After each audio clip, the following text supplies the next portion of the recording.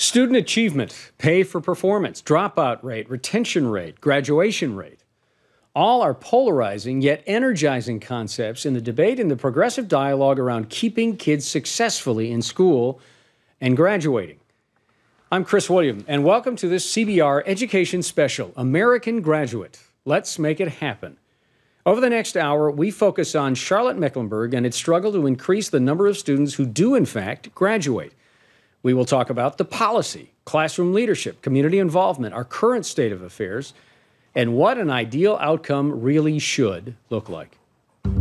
This special presentation of Carolina Business Review is part of American Graduate. Let's make it happen, a public media initiative made possible by the Corporation for Public Broadcasting.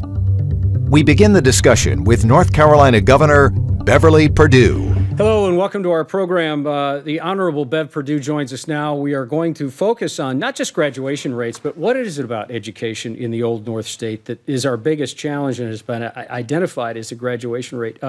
Governor, welcome to the program. Nice to have you. Thank you, Chris. I'm delighted to be here. Thank you. Let's start fairly broadly. Governor, what is this about education? I mean, we're all passionate about it. We all seem to be pulling in the same direction, but yet we have so many layers of compliance and educators and public policy. Do we overthink this model when it comes to education, or are we underthinking it? I don't know about the model. I'd like to put it all together, and I'm trying to do that at a career college, Ready, Set, Go, where you start with early childhood and help a kid transition from grade to grade on grade level so kids don't fall behind and kids have an opportunity to either go to college or go to a career track, and we're using diagnostic assessments. It's part of the reason North Carolina just won Race to the Top. We're one of the 10 states in America that got that $400 million grant because of our capacity to revolutionize education. Today I was in a school in Greensboro. I stopped on the way to Charlotte, and it's called Weaver Academy. They've had 3 years of 100% graduation rate, and they're doing just what Career College Promise lets kids do. Ready, Set, Go, Career College. They started out with preschool and brought kids all the way through. And you had kids who were doing the performing arts. Some kids were learning to be contractors. Some people were learning to do Cisco Academy so they could graduate high school with a career intact and a seal on their forehead that I'm job ready. Children come from different places, Chris, in the 21st century, and they have more technology in their backpack than you and I have in our studio today. So it's a different kind of generation, and we need to take education to them rather than trying to keep it conforming to the 5 days a week, 8:30 to 3:30 model, all about seat time. We've got to transform how we provide education. A lot of it should be virtual. So then how do we take the Weaver Academies in North Carolina and frankly some of the charters and some of the more creative and more progressive thinking schools? How do we make that more the norm than it is the exception? Well, I think you're doing a great job here in Mecklenburg County. You know, your schools are changing themselves. They're reconfiguring how it is they offer opportunity to kids who come to start school from different kinds of backgrounds. And again, I'll say North Carolina Pre-K and Smart Starter are the great levelers. That allows a kid to start school ready to learn, and that means the kid can not then disrupt the whole classroom and bring down the level of the content because they didn't have the pre-kindergarten learning experiences. But you all have realized in Charlotte that you have to embed the existing public schools, whether they're charter or whether they're church charters or private schools, with mentoring, with really high-quality teachers, and pay those teachers extra for achievement, for excellence.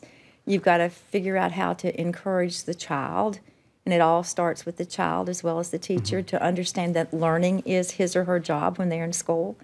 And you've got to have some kind of capacity to make sure that the kid is in school, that he's not walking around on the street or she's not somewhere at a mall. So it's a community. It takes all of us to focus on it. But North Carolina is only as good as our workforce. Our economy will not be transitional in the 21st century without a very highly educated, innovative workforce. And so it's incumbent upon all of us in North Carolina to get this right and to get it right now.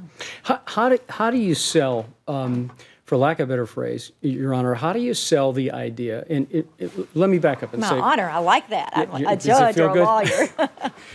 Erskine Bowles Alan Simpson, in their deficit reduction report to the president, pretty much didn't leave anything off the table, that everything was going to be cut, that we were all going to feel, quote unquote, the same kind of pain, and it would be equally offensive to all groups.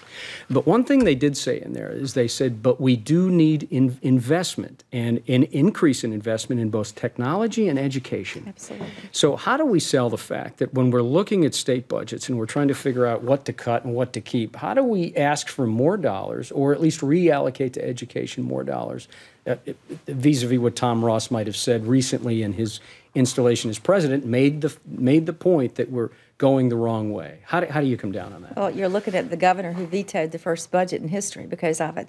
The backing away of an investment in education was a first. It was historic for North Carolina. But then how do you sell it, though? How do you go up? You explain to people, like I'm doing across the state and like other people are doing across the state, that there is an absolute woven tie between the quality of the workforce and the capacity of our economy to be robust and to be competitive in a global world, dependent upon the quality of the worker.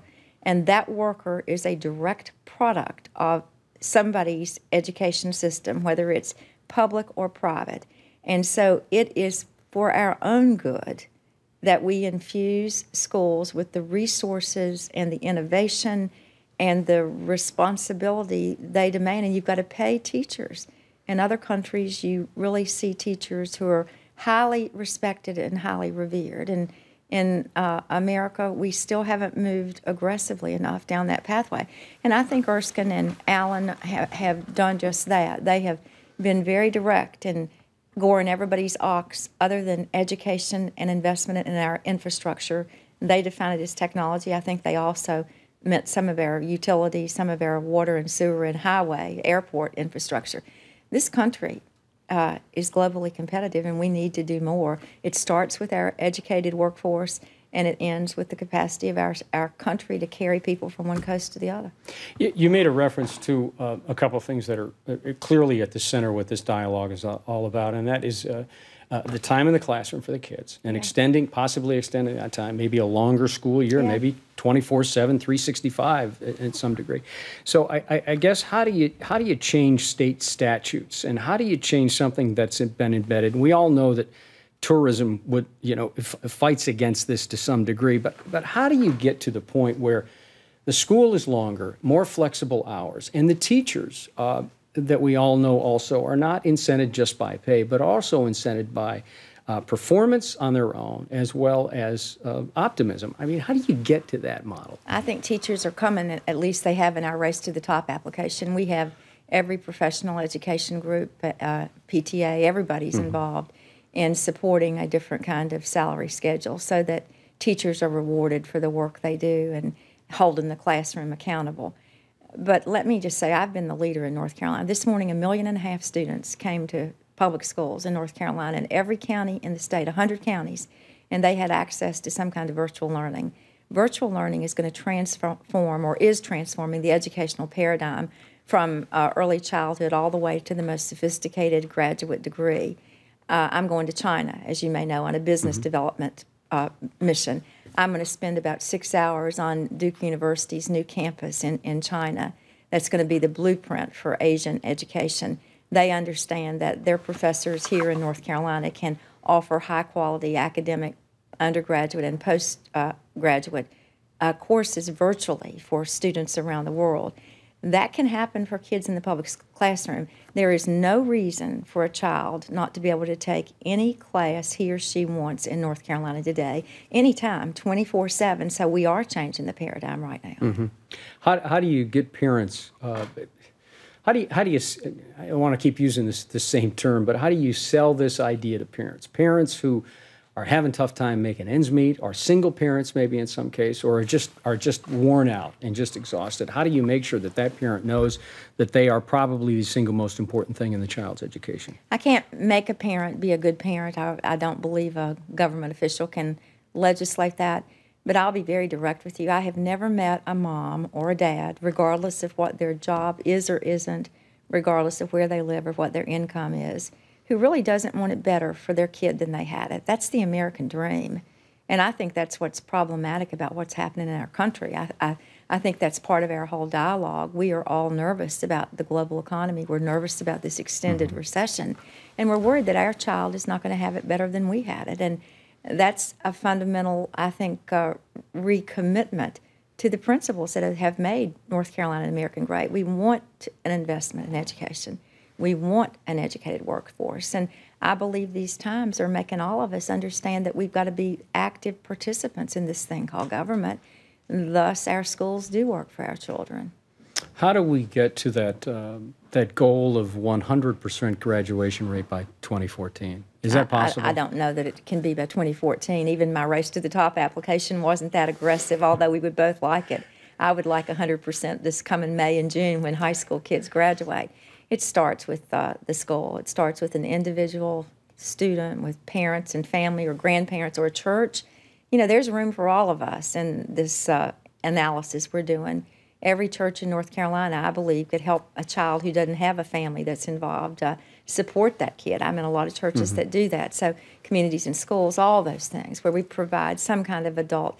My husband's doing an adult mentoring initiative as First Gentleman, where he's gone around the state and signed up lots and lots of businesses to bring kids into the workforce. You could do that, Chris. Bring a kid into Wells Fargo and let a kid see what it might be like to be a banker so they can dream those big dreams. And so those are the kind of things you do to help a kid stay in school.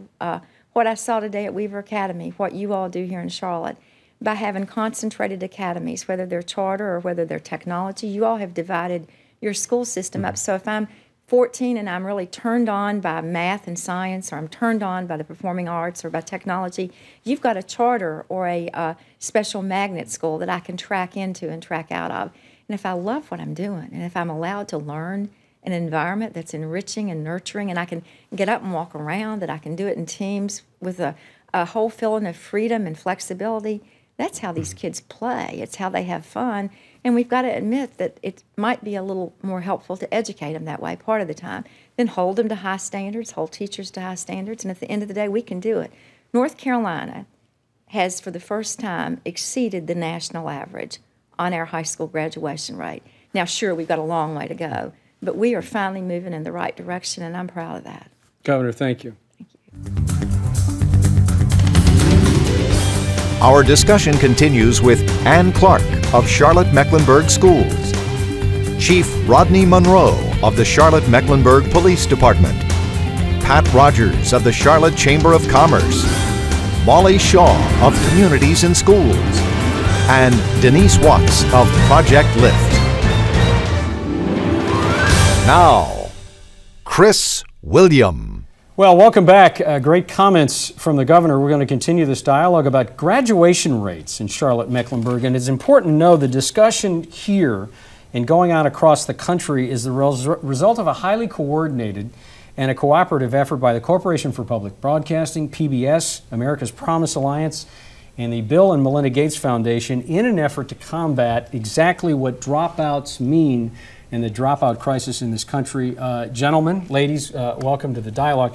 And I'm going to start with you because you're closest to me. And it also seems like a natural place to start. And, you know, the same question that we asked the governor at the beginning of the program, with all of the, I wouldn't say competing interests, but maybe sometimes, but certainly all of the moving parts within teaching our children, you know, the agencies and the levels of compliance and the teachers' organizations and the parent organizations and some of the kids within. Do we make this more complex than it needs to be? Is it making it harder for what we're trying to affect with this dropout rate? I think one of the challenges in public education is we have a variety of different funding sources. We have federal funding, state funding, and local funding.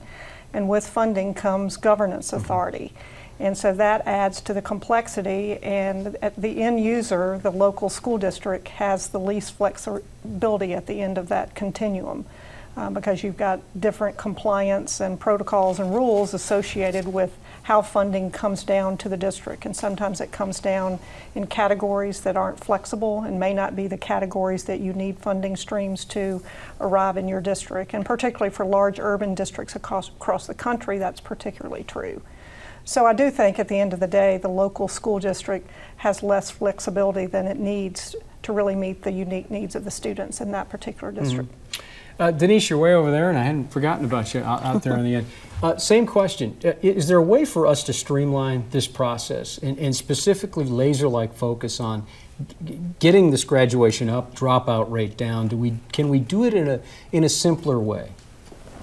Well, I certainly would want to say that there's a way to do it. It's a slow process. I think one of the unique efforts with Project Lift and its partnership with the district is that we are working in partnership to try to pursue some of those avenues. But it is a process. It can't just happen. Chief, I come to you. You see, Ann talked about the end product, which is the student, and getting the student out of school successfully with a diploma one way or another. You've seen it in a different way. You've seen some of the kids that don't make it, that end up in the criminal justice system, or on the streets, or both. What's your take on this dropout rate, this graduation rate? Can we be doing something different to affect the change earlier in the process? I mean, I don't know what's the secret is to maintain a child's interest in school. I heard the governor speak earlier about how we're teaching our kids, and I think that's a great point that she was making, that we have to find new ways of educating our kids and providing greater interest to them and staying interested in education. And I think those school systems that are willing to change those dynamics, that paradigm, I think we're going to see a little more success in keeping our kids interested in completing school. And Molly, to what the chief says, how do we get more flexible in the school system? Is that possible, given the way it's funded, given the accountability that's tied to the funding? How do we get it simpler? I'm not sure that the question is how do we get it simpler, but how do we do what we can within the confines that we have? There is a need for every community that's involved in education to really wrap their understanding around the fact that we are all in this together. We've all got to figure out how do we streamline our resources, how do we streamline our individuals, and how do we reach out to our students. So something like Communities in Schools works to pull in different partners so that it's not just the school district that's facing this alone, but that individuals, partnerships, corporations, foundations, everyone in the community is working towards this effort together. So Pat, to hear Molly talking about partnerships, and clearly business understands partnerships, understands the accountability of being a partner one another. So what is the frustrating part? And maybe not necessarily for the chamber, but as as a CEO of a major company, or as an influencer in corporate Carolina, what would you like to see from the educational system that would make it easier for business to not fall in line, but certainly be more of a responsive partner and more of a willing funding partner when it comes to education? Well, I think CMS is already doing that, and I think you mean addressing the concerns for business? Addressing the concerns for business, and also reaching out to businesses for partnerships. The ACE mentoring program is a program that's probably not very well known in the community, and maybe we as businesses could work closer with CMS and with the community to try and get information out about that. That just happens to be a program that I'm pretty familiar with. It stands for Architectural Engineering and Construction, ACE program. It's a national program that was started less than 15 years ago, and CMS has rapidly taken it to a great lengths to put it in the schools and the high schools here in Charlotte. It's now in 5 high schools across the country. It serves 40,000 students, and what it does at the freshman level or 9th grade level in the high schools, it introduces students who may have an interest in architecture, engineering, and construction, and it mentors them with construction companies, engineering firms, architectural firms. And these are students who maybe in the 9th grade after school didn't have anything else to do, and so they're going to be doing something that's going to put them, under Chief Monroe's radar screen. We don't want that. And plus the construction industry needs, and the architectural industry needs, and the engineering industry needs, people who are interested in those programs at an early age. That's where we capture them. And we all know that, as you spoke earlier about the 9th grade dropout rate, if we can find a way to show that we have an interest in these students, if we can be more persevere as a community and just not give up on these kids, I think Ann said earlier that it starts earlier than ninth grade, and it certainly does. But at ninth grade, they're kind of at a crossroads. Is there somebody out there who really cares about me, who thinks that I can have a career in something, no matter what it is, just expose me to something? So do you think, anyone on the panel here, do you think the kids are feeling like they're left behind, that they're left out, that no one cares? Is that what you think? When you start seeing some of, especially in the 8th and 9th grade, kids that are either truant from school or dropping out of school, I mean, there's a group out there that's ready to accept them, and those are gangs. Those gangs out there are willing to provide some of the same things that Pat talks about in a different sense to that 8th and 9th grader that's going to pique their interest. And we're competing against that group. Students don't wake up one day and think, I'm going to drop out. It is a long process, and there are oftentimes many factors that play into that decision in the end. So it's trying to figure out a way to, how do we wrap our kids in services and supports? How do we let those kids know throughout their education that someone's there, that someone's looking after them, that someone believes in them, so that when they do have those moments of doubt, there's someone there standing there to ensure them that they can get through.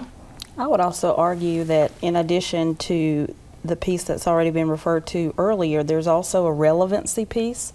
So students don't see a connection between what I'm doing now and how that will impact me in the future. And that's certainly something that's within the control of the district and the school and the individual teacher. And so a lot of times we are functioning in the 21st century, but under a 20th century paradigm.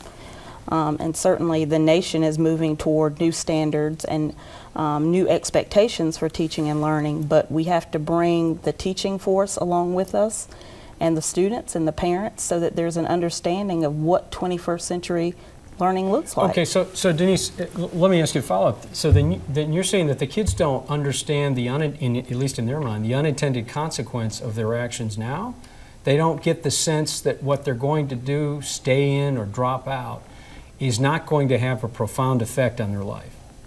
I would say in a lot of cases, I've had the opportunity to be a principal at a higher performing school, and I've seen students who are compliant. So they come to school, they do what they're supposed to do, but they don't necessarily see the connection between that math class that they're sitting in today and how that's going to help me in a career 5 or 6 years from now. Where's the disconnect coming there? Why don't these kids understand that? Well, I mean, if we think back 50 years, a high school diploma was a nice to have. Now it's critical that students have a high school diploma, and yet the students' value in that diploma has gone down while the importance of that diploma has gone up. So there's actually a widening gap, exactly what Denise was talking about, in terms of students not experiencing success in school, losing hope, and losing ability to look into a crystal ball and see what their future holds absent a high school diploma, which is critical now. It's not a nice to have. It is a student must have that high school diploma and be either college ready or career ready coming out of the door. When they exit the graduation stage with a diploma in their hand, we need to, as a school system and as a nation, giving them a choice for college. They can choose other pathways, but we need to have them ready for that college option. I'm assuming that, and maybe this is a bad assumption, but that most kids, all things being equal, most kids want to graduate. They don't start high school or the 9th grade with the idea that I got a better deal, I'm going to figure this out, I don't need to finish my education. That most of them want to get out of school and want to get out of school with that diploma. Is that a fair assumption? I think there are students that arrive in high school in 9th grade that have been retained multiple times, that have developed some bad habits of attendance. Retained means held back in 9th grade. Held back in grades kindergarten through 8th grade, maybe more than one time. So they arrive in 9th grade 2 years ahead of behind their peer group, and so they're 17, 18 years old in the 9th grade. And they haven't experienced academic success along the way. They've developed some poor habits in terms of regular attendance and the importance of doing classwork and coming to school on time and staying in class. And so it's a cumulative impact that starts in kindergarten. There are a lot of distractions for kids these days in school. For instance? Drugs, Is drug use on the rise in high school? Yes. In middle school? Middle school, high Primary school? Yes, even in elementary school. Is it? I mean, not so prevalent that you know, we have a school for drug crazed kids, but drugs are in our elementary school. But there are just so many other dynamics that kids have to deal with every day at such a young age, whether it's gang activity, whether it's drugs, whether it's alcohol. It's just so much that they have to navigate through in a single day. And when you start talking about bringing in a variety of resources, those resources have to address those issues just as much as we have to address some of the educational issues, just to be able to give the kid tools to be able to navigate through that. You know, so many times we do talk in context of this dialogue and many dialogues about the graduation rate. We take it, and almost in preparing for this program, as I read some of the material, I started feeling this way too, and it's coming up now. And Molly, I want to ask you, how much of the graduation rate is based on the kid's attitude? I think I asked this question before, but how, as a percentage, how much of that graduation rate will be a direct responsibility to the child's attitude? Not whether they want to graduate, but how they feel about themselves.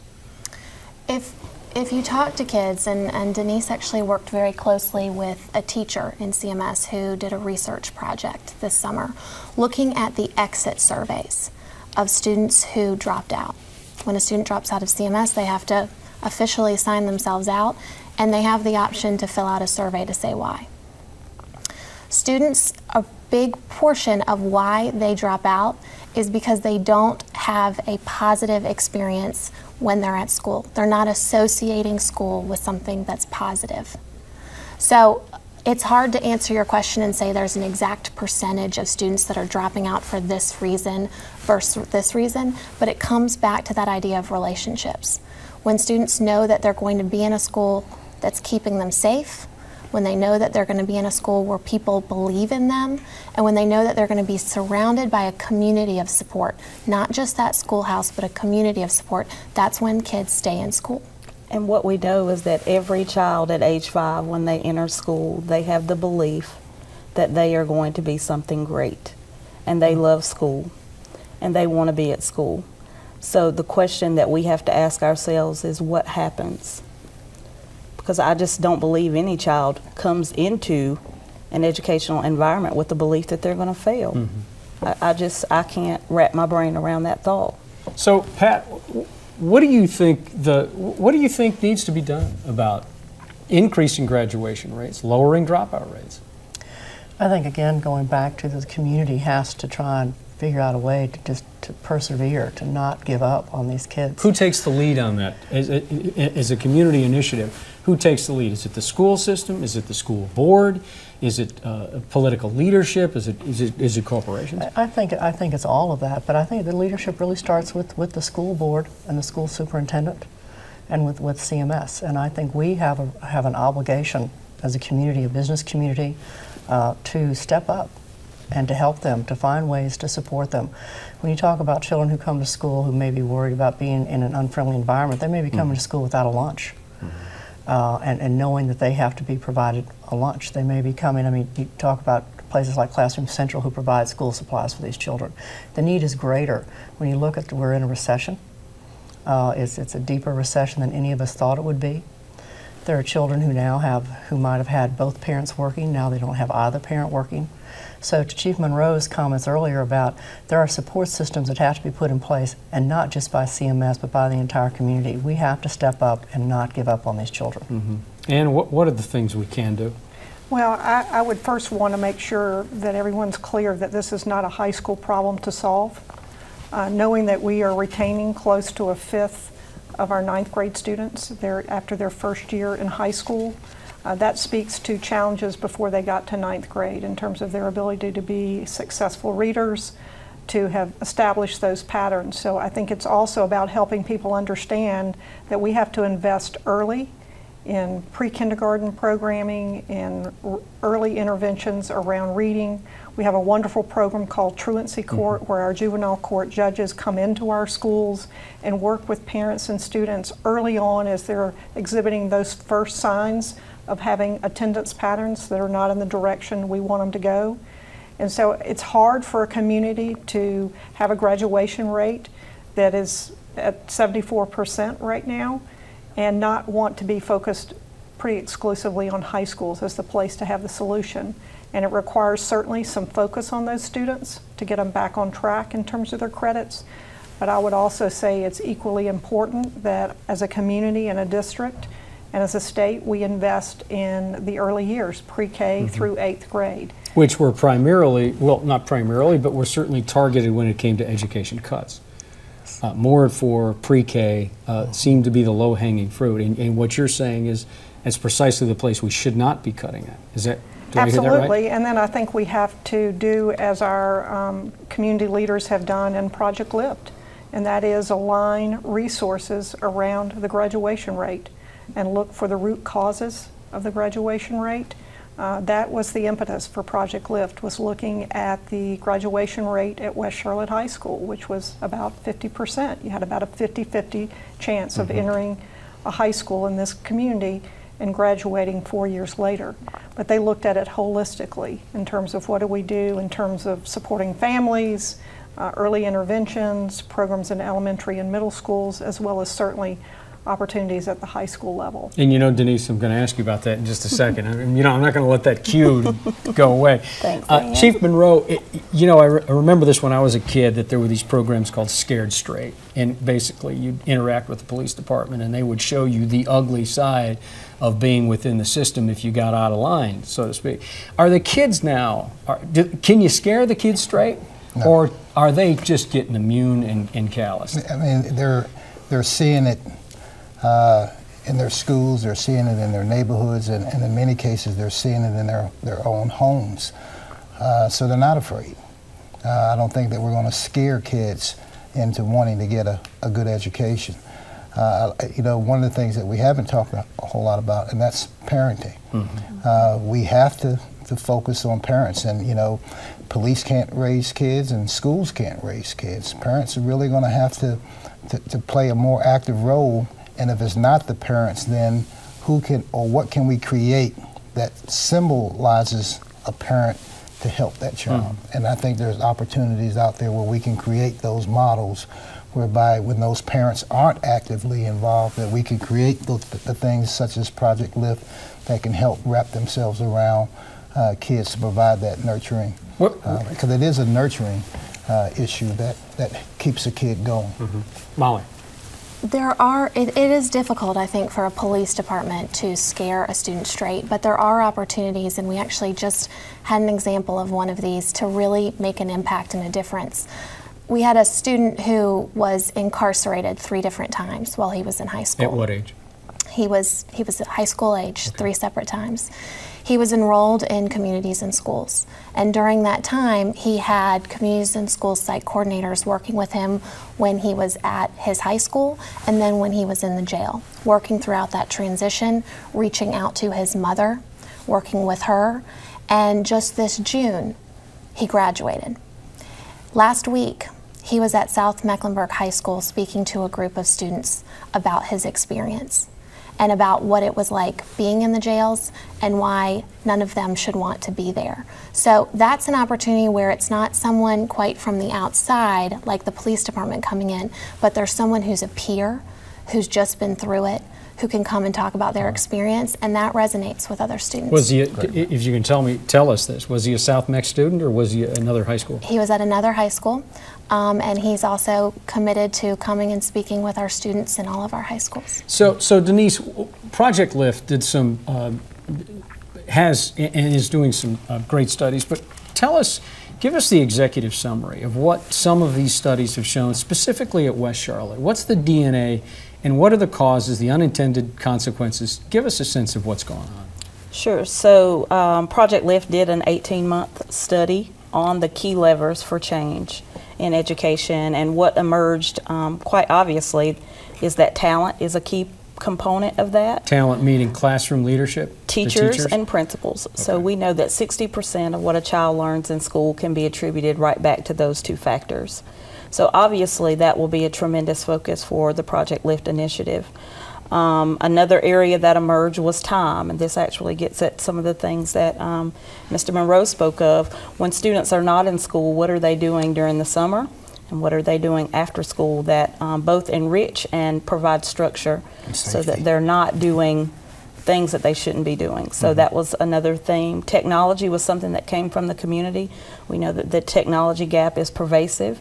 It prevents access to resources and information, which contributes to the achievement gap. And then the last area has to do with the parent engagement piece and the coordination of the community. So what I have learned in my 2-month journey in Project Lift is that there is not an organization or a person or a committee or board that I've spoken to that is not willing to step up and help. Everybody wants to help, everybody is concerned, but what is lacking is the coordination of all of those things and a common vision and the collective impact that it could make if we all got around the table to have these important discussions. So then I ask you that question again: who should be leading the effort? Who's the point of the spear of this? Is it CMS? Is it a new agency? Is it CMPD? I mean, who is the one that coordinates it, that has the respect of the others involved, that say, okay, we're going to follow this person as guiding light for what this should be? So I think that's a rhetorical question. It's one that I'm trying to answer myself, and in doing so, really looking at all the different organizations that I've spoken to see which ones have the greatest representation of these people already in place, and maybe looking to build from that already existing I think it has to be a movement.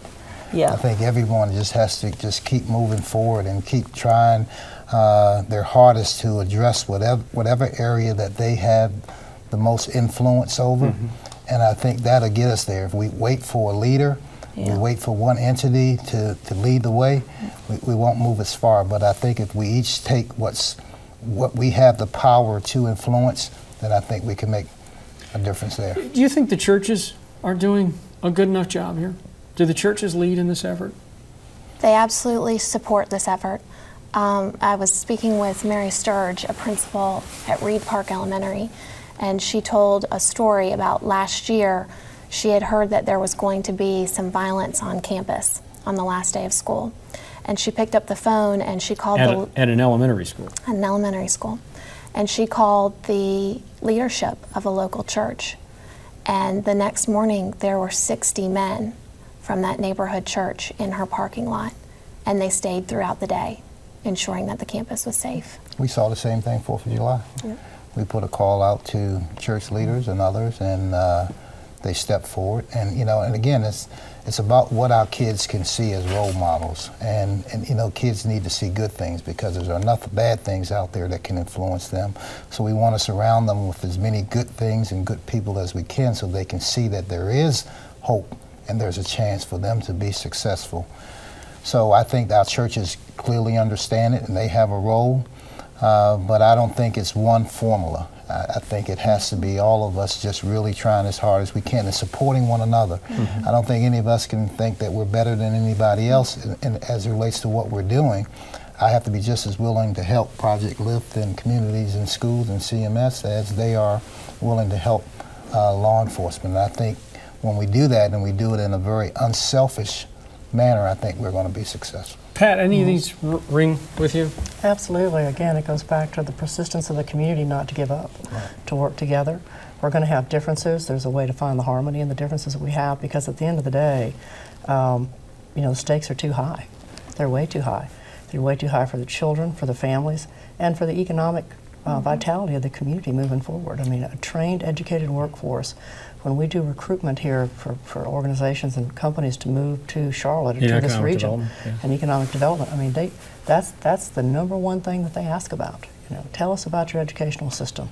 Do you get the sense, Pat, that the Charlotte business community, very philanthropic and is very forward-thinking when it comes to it, but does the Charlotte business community go deep enough on a personal level to say, besides a check, besides the support of corporate dollars, we're going to send not just people or require or strongly suggest employees go to a school and mentor, but a personal commitment? Do you see that? I do. When you think about the programs that have been started in Charlotte, I mean, the ACE program, Classroom Central, the other mentoring programs that are in all the schools, and you see the people who care passionately about it.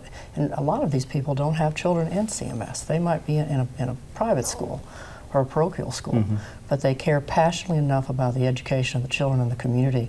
I mean, at the end of the day, it would be economic suicide for any community not to care.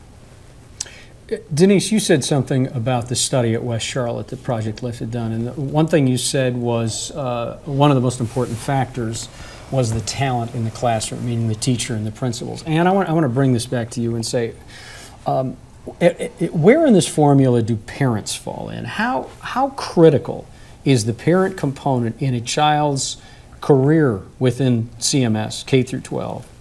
And I mean, how critical is that compared to the talent in the classroom?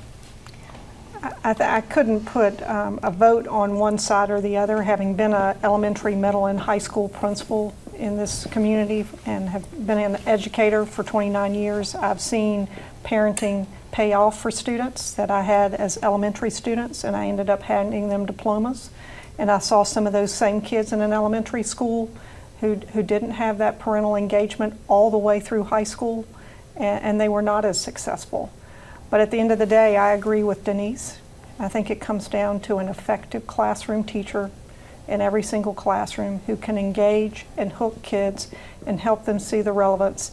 And then we hand them off to Pat and the business community with relevant internships, apprenticeships, and opportunities so kids see that connection between what I'm learning in school and what I'm going to have as an opportunity once I graduate from high school, and what it's going to take, and what skills I'm going to need coming out of high school to be able to have a job in an engineering firm or an architectural firm or with NASCAR. And I think that's one of the things that we've done extremely well in this community, is that the school district and the business community have aligned. We've listened to what business and industry needs from students, and we've changed our whole career technical education program and are moving in directions that we were not thinking about 15 years ago. The NASCAR industry is an example where there are wonderful technology, STEM, engineering opportunities. That's just one. So. The parental component, Molly, how do you see it? I think it's critical, but I also think that we have to figure out what's the right way to reach out to parents and to communities. What do you mean by that? It's not so much about coming into a place and saying this is what your student needs, as much as it's about, again, building that relationship, building that trust. This is something that Communities in Schools works a lot on. We're not just there to serve the student. We're there to serve the student and do whatever it takes to serve them. And oftentimes that means reaching out to parents, going on home visits, and building that relationship of trust. I'll again reference Mary Sturge, the principal of Reed Park. She told me when I first came on this job that part of what was so special about Communities in Schools was that our site coordinator had built that relationship, so that when a student was coming in 3 or 4 hours late to elementary school, she could really focus on getting that student right into the classroom, right into a learning environment. And what John Kirkpatrick, our site coordinator, focused on was talking to that parent, was building that relationship, was finding out what had happened at home that day. Why was it that that student was late? Not just chiding that parent for having that student late, but figuring out what can we do to support that parent. Chief, I want to come back to you since you started kind of this dialogue about the parent, but I want to bring it to a different level. I want to talk about CMPD and CMS communication. How can that be different than it is now that might be more advantageous to having a better outcome here?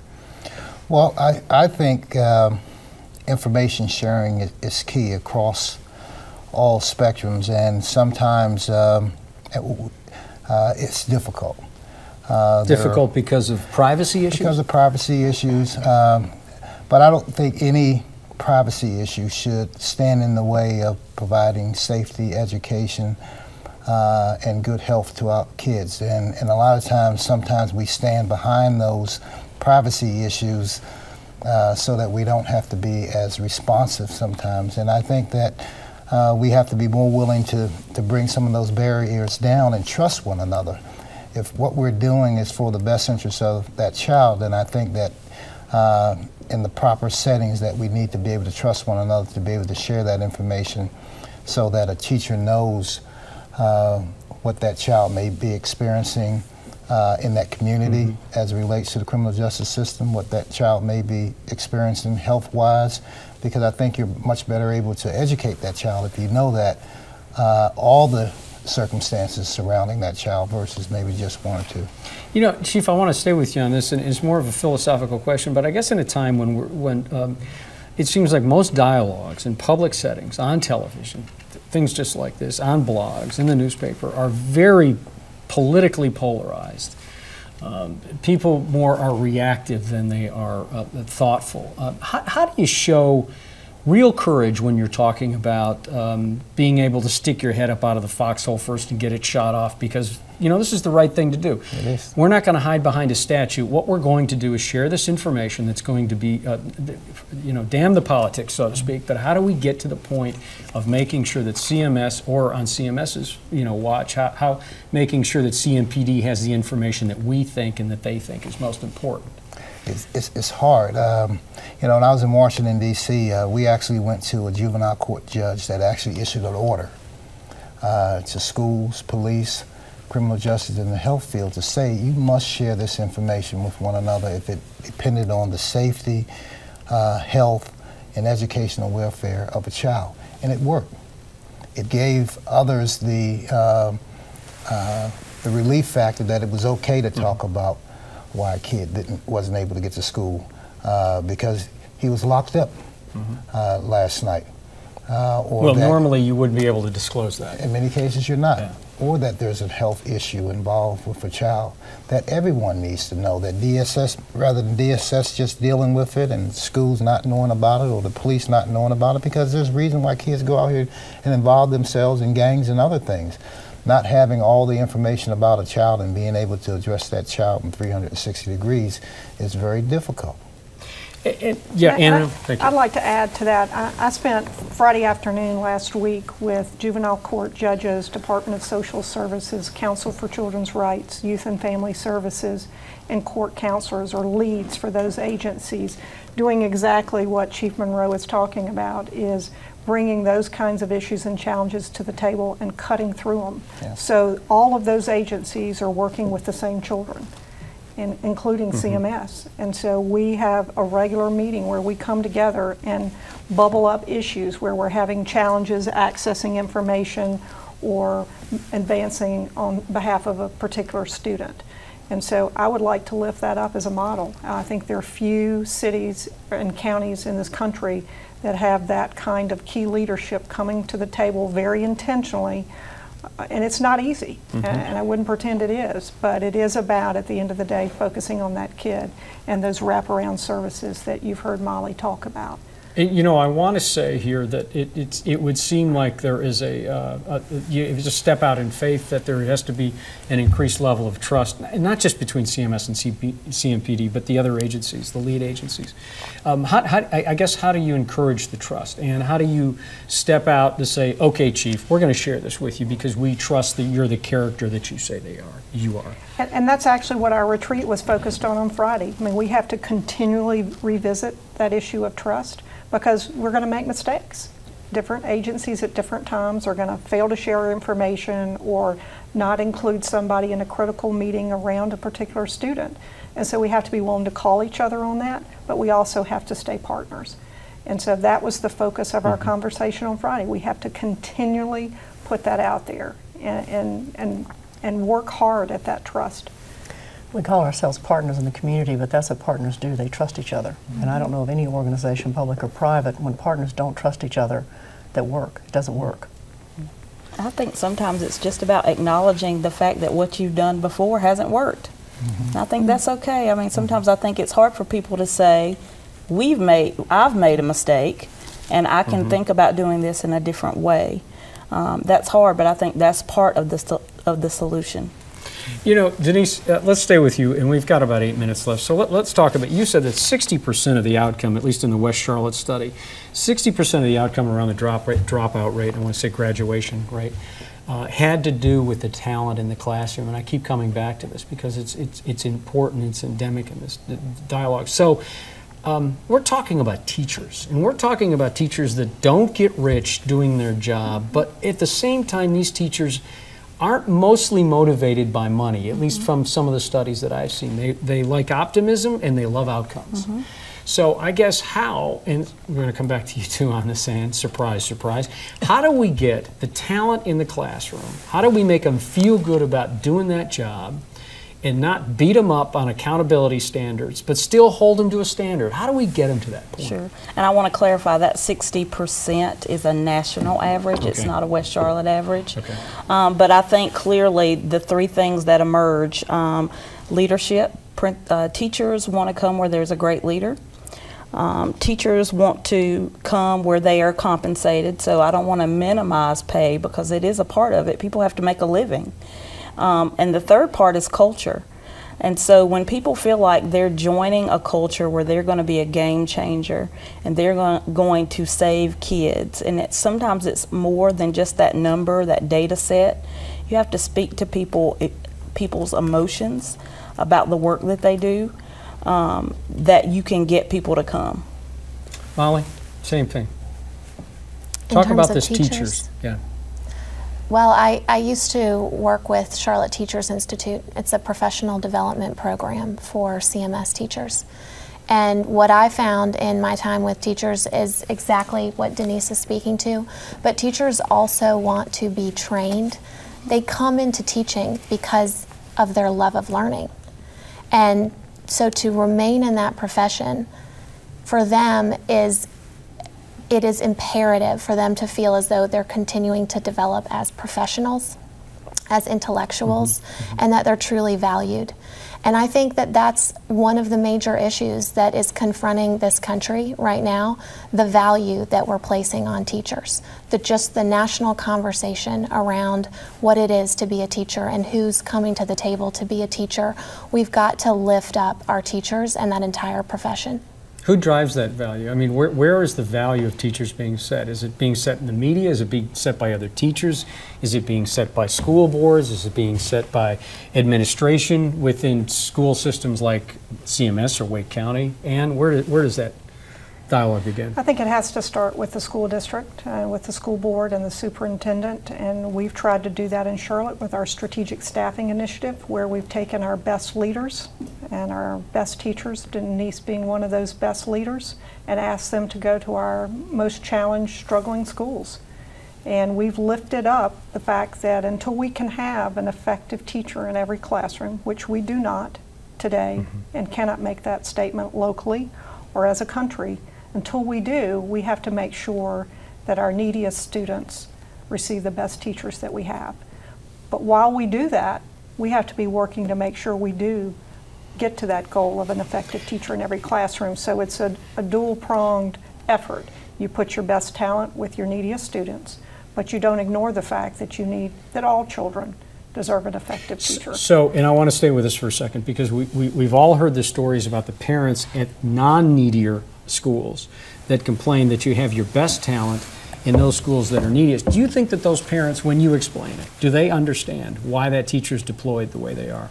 First of all, we invite teachers to take on these challenging assignments. There's no forced opportunity, as I like to call it. Instead, we invite outstanding leaders and teachers to be a part of a strategic staffing and effort, so we're not just pulling people out of schools against their choice.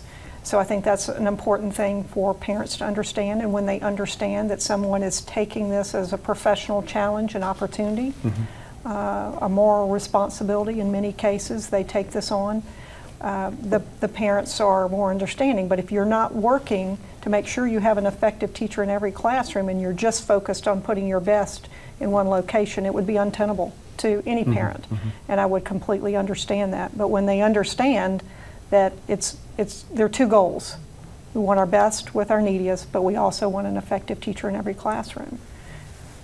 We have a couple minutes left, and I'd like to kind of float this, and I've already asked you twice this, Pat, so I'm not going to do that to you again. Chief, what one thing could we do to change this dropout rate for the positive?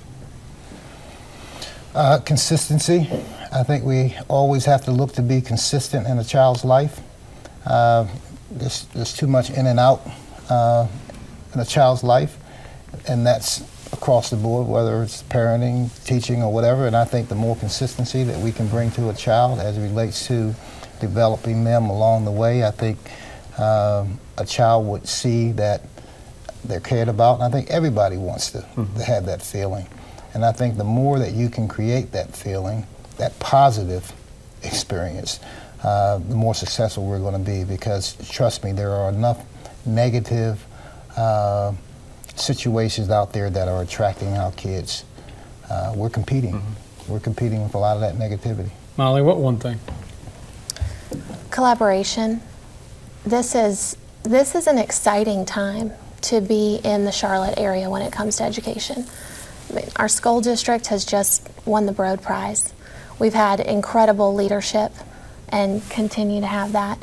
There are community efforts from businesses, from foundations, investors that are saying this is important, it's time to pay attention. The nonprofit community is having really interesting conversations around partnership right now. And that will have to be the last word. So we're going to leave it on collaboration. Denise, thank you for being here. Molly, Chief, Pat, and you are all special to put yourselves out there and to talk to us about this very challenging issue. We appreciate that. Thank you for being part of this panel. Thank you for watching our program on this very special CBR education focus. American Graduate. Thank you for watching. This special presentation of Carolina Business Review was part of American Graduate. Let's make it happen.